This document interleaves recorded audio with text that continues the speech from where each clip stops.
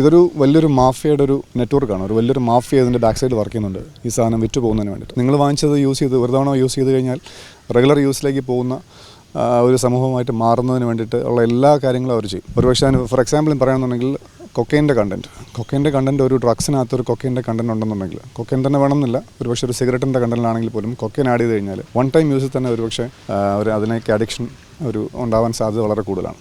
അപ്പോൾ നിങ്ങളറിയാതെ തന്നെ ഒരുപക്ഷെ നിങ്ങൾ വലിക്കുന്ന സിഗരറ്റിനകത്ത് ചിലപ്പം കൊക്കൈൻ കണ്ടൻറ്റ് ഉണ്ടാവും. അപ്പോൾ അങ്ങനെ വന്നു കഴിഞ്ഞാൽ സ്വാഭാവികമായിട്ടും നിങ്ങൾ അതിലേക്ക് കൂടുതൽ ആകർഷകരാകുകയും ഇതിൻ്റെ ഹയർ ഓപ്ഷൻസ് എന്തൊക്കെയുണ്ടോ നോക്കാനും അത് ഒരുപക്ഷെ നിങ്ങളുടെ സുഹൃത്തുക്കളൊക്കെ പറഞ്ഞിട്ട് അങ്ങനെ ഒരു ഇതിലേക്ക് പോകാനുള്ള സാധ്യത വളരെ കൂടുതലാണ്. അപ്പോൾ അങ്ങനെ വന്നു കഴിഞ്ഞാൽ ഞാൻ പറഞ്ഞില്ലേ ഒരു വലിയൊരു നമ്മുടെ അടുത്ത് വരുന്നൊരു വരും തലമുറ തന്നെ മൊത്തത്തിൽ ചിലപ്പം വാഷ് ഔട്ട് ചെയ്ത് പോകാനുള്ള സാധ്യത വളരെ കൂടുതലാണ്.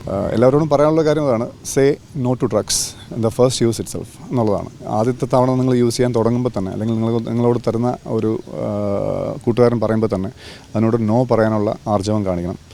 വെറും ഈ നേരത്തെ പറഞ്ഞ മാഫിയയുടെ വിൽപ്പന ചരക്കുകളായിട്ട് മാത്രം മാറാനുള്ള ഒരു സമൂഹമല്ല നമ്മൾ. അപ്പം അവരോട് ഞാനത് യൂസ് ചെയ്യില്ല എന്ന് നിങ്ങൾ പറഞ്ഞാൽ മാത്രമേ അവരത് വിൽക്കാതിരിക്കത്തുള്ളൂ. യൂസേഴ്സിനെ കുറയ്ക്കുക അല്ലെങ്കിൽ യൂസ് ചെയ്യുന്ന ആൾക്കാരുടെ നമ്പർ കുറയ്ക്കുക, അപ്പോൾ സെല്ലേഴ്സ് കുറയുന്നുള്ളതാണ് എനിക്ക് പറയാനുള്ളത്.